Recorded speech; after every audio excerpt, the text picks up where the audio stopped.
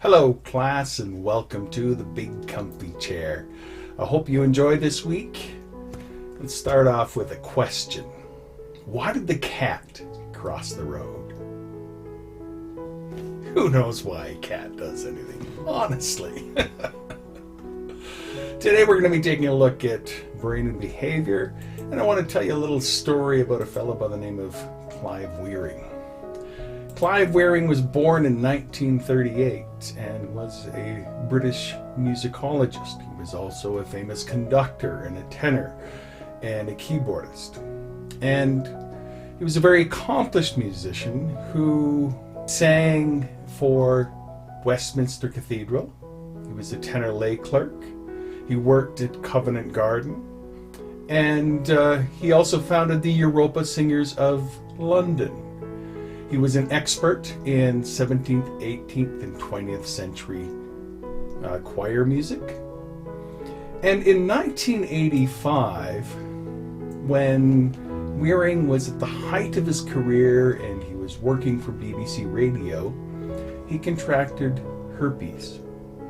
And it was a herpes viral encephalitis that he suffered from, which means that the herpes caused a attack on his central nervous system. And the result of the brain inflammation caused damage to an area of his brain called the hippocampus. And that is a seahorse-shaped area in the central part of the brain that helps to process memory. Now, the result of this was that he was now unable to store new memories. He was unable to associate memories effectively or to control his emotions, and so he exhibited unstable emotions.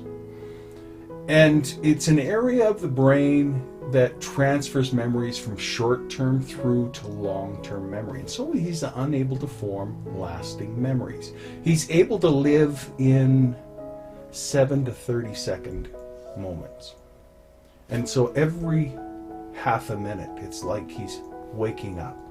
It's like he's starting again for the first time, and that he's been in a coma for decades.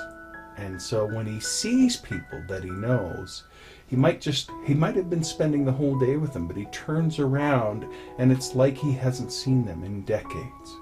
And he's thrilled by that. But it makes life very difficult for those around him. Now, here's the interesting thing.